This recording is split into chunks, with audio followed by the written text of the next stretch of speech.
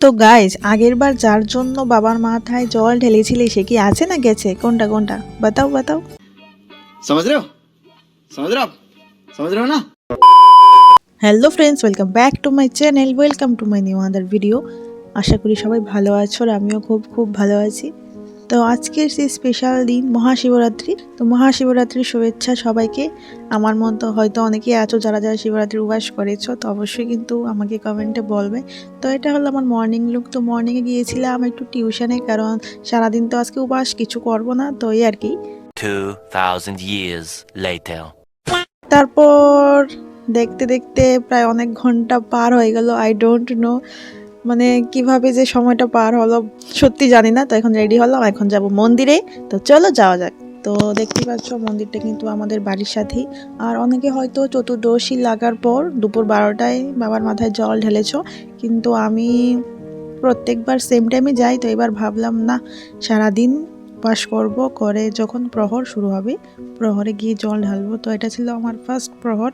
তো একদমই টায়ার্ড হয়নি, মানে খুবই মানে কি বলবো এক্সাইটমেন্ট ছিল সত্যি। মানে আছে না ভগবানের যে লীলা, অন্যদিন কিন্তু তুমি মানে এক মুহূর্ত থাকতে পারবে না, কিন্তু সেই দিনটা সত্যি খুব স্পেশাল।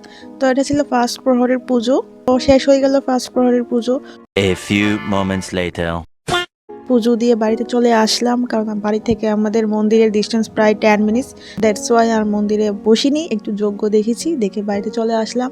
আবার যাব রাত্রি 12টায়, প্রায় 11:30 কি 12টা নাগাদ যাব। তো এখন একটু বসে থাকি, দেখতে পাচ্ছ আমার ফেসের গ্লো। তো এখন বাজে প্রায় 11:30। Many hours later. চলে আসলাম দ্বিতীয় প্রহরের পুজো দিতে।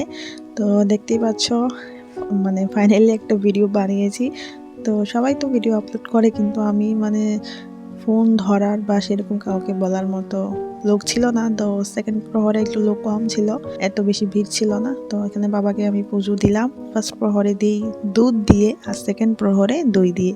তো আমার কিন্তু ফেসের গ্লোটা একদমই যায়নি, তো মানে খুবই ভালো লাগছিল। তো এখানে পুজো দেওয়া প্রায় আমার অলমোস্ট কমপ্লিট। আর পুরোহিত মশাই কিন্তু মানে প্রত্যেকটা বার যখন আমরা জল ঢালছি, তারপর ফল দিচ্ছি, ফুল দিচ্ছি, সব কিছুর সাথে সাথে উনি মন্ত্র বলেছেন। সেটা আমার স্পেশালি খুব ভালো লেগেছে, সব মন্দিরে সেটা হয় না। তো এখানে আমার জল ঢালা শেষ। আর কে কে শিবরাত্রি করেছো, কার কার জন্য করেছো, আগের বার যার জন্য করেছিলে সে কি আছে না গেছে, কোনটা? তো অবশ্যই বলবে। তো আমি 2 প্রহর দিয়ে বাড়িতে চলে এসে ফলাহার করে ফেলেছি। কে কে 4 প্রহর করেছো অবশ্যই আমাকে কমেন্টে জানাবে। তো দেখা হচ্ছে পরের ভিডিওতে। Bye and take care guys.